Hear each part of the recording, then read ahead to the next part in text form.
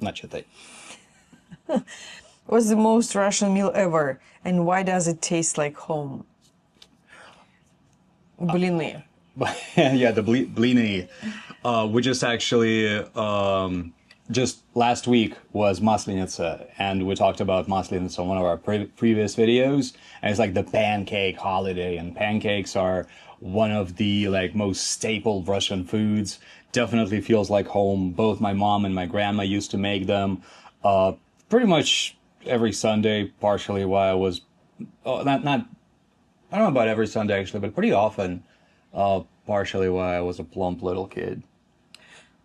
Even now, when I visit my mom, I ask her to cook To make blini. to make pancakes, make blini. Yeah. But like the kinds of Russian foods that taste most like home is not the holiday stuff. It's not like the kind of like the brightest things like herring under a fur coat, or like the caviar. Obviously, it's not something you eat regularly because it's expensive. Or like холодец is not really like an everyday meal either. Talked about this in one of our previous videos as well. But like, what feels like home? Like, what kind of food? Котлеты с пюрешкой. Why do you They're like translate it? котлеты is interesting. It's there's like no way to translate them. They're like kind of meatballs, like meat patties, something in between. So like Cutlet is not the no, it's not. Cutlet is a different dish in English. okay. It's like a cross between a patty and a meatball. So like this is what they look like, you know. But typically they're made with onions. They're mixed with onions inside, which means that I can't really eat them. I don't do onions. So to me, like the most feel like home type of food is buckwheat, for sure. Buckwheat.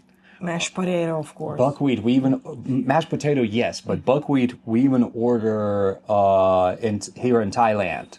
So there's a lot of Russians in Thailand, and some of them actually sell buckwheat online. So we order buckwheat online on Lazada and make it fairly regularly. We did the same thing when we were living in Vietnam. There's a lot of Russian products in Vietnam, like, you know, so it was easy. You just go to the store and buy Russian buckwheat. Yeah. And what else is like feels like childhood, like buterbrody. Yeah. And this is a German word, buterbrod, initially, but it's not just bread and butter. Buterbrod in Russian is like, it's just a piece of bread with cheese, with kolbasa, like bologna, or like salami type kolbasa. Could be with anything, could be with jam. Mm-hmm. Butter and jam. Butter and jam, cheese and butter.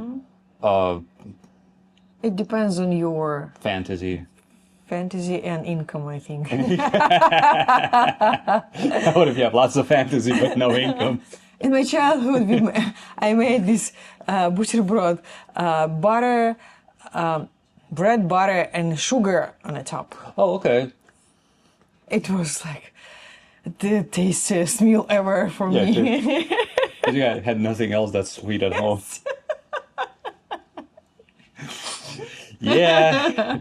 So you jumped to another topic when I said like котлетки с пюрешкой is a like meats patty kind of and mashed potato, and that combination, the garnish, and that combination especially is like very typical and feels like home. Yes, for and sure. when I visit my mom, I also ask her to make that dish like mashed potato and котлеты.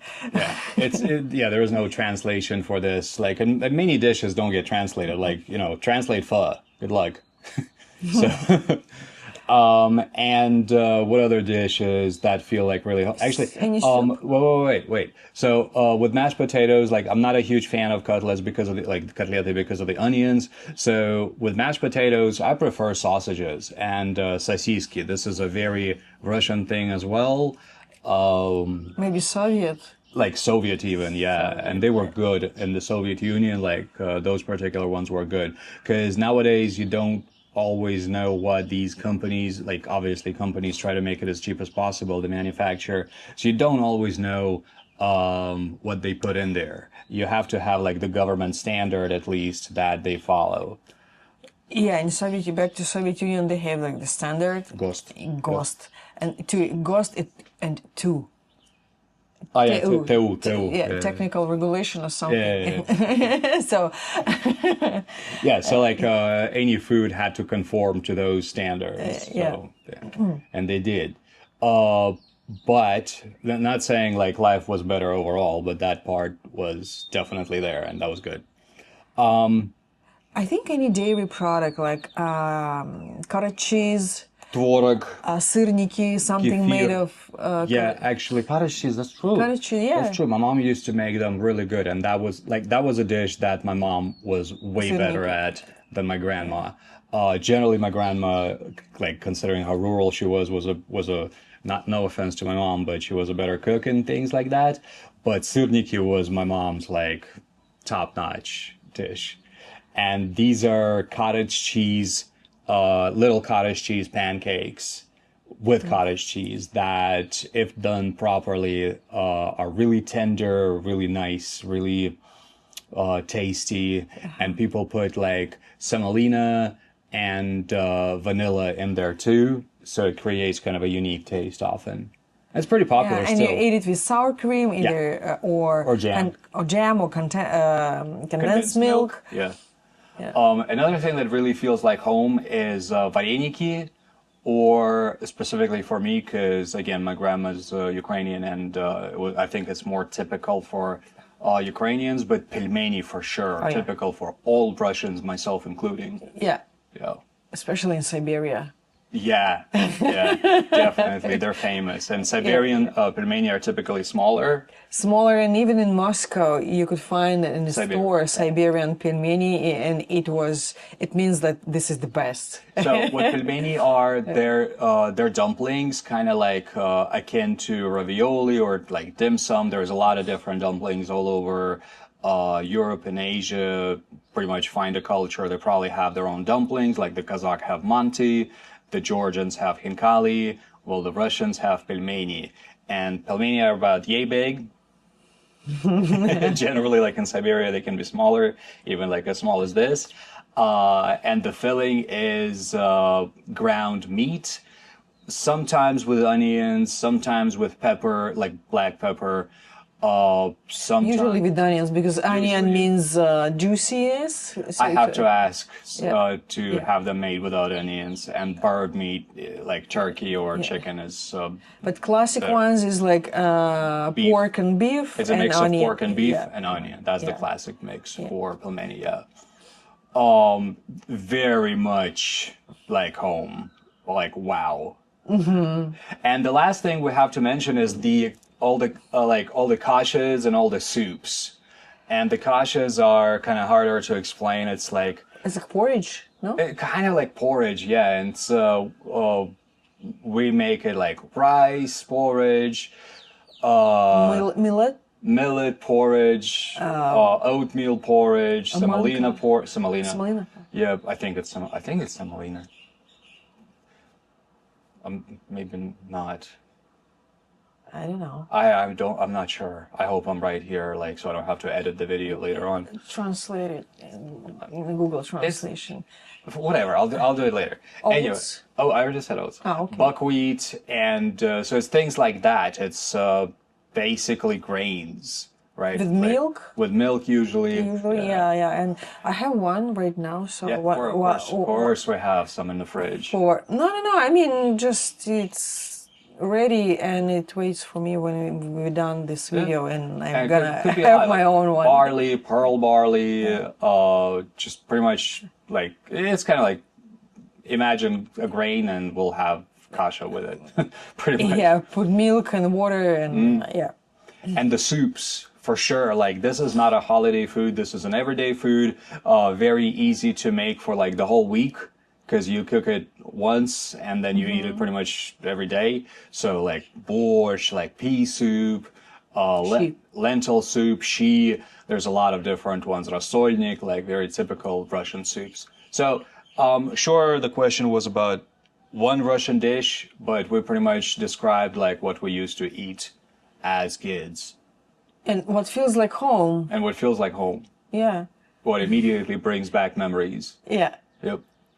So. And we still have it, actually. And often, yeah, many of these dishes that we're not like too lazy to cook, or the ones that make us feel good afterwards, we still make.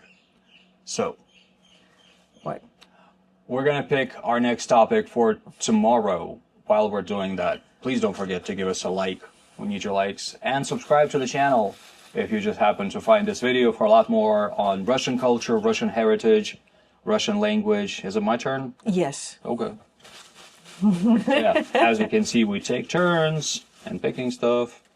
Sometimes when they allow you to When you allow me to. To pick stuff, yeah.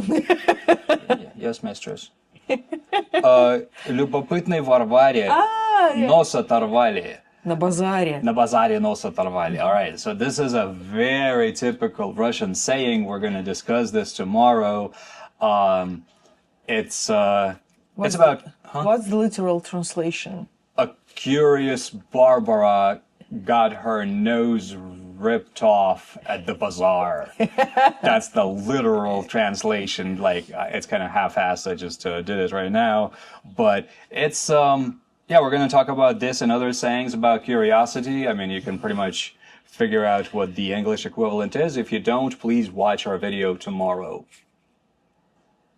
And if you do, also. And if you do what? You said if you don't. And I say, and if you do. Oh, yeah. I'm a little slow today. Or maybe not just today. Yeah. Are you going to turn the video off, or? Yes. Like, Your turn. You're gonna, there you go.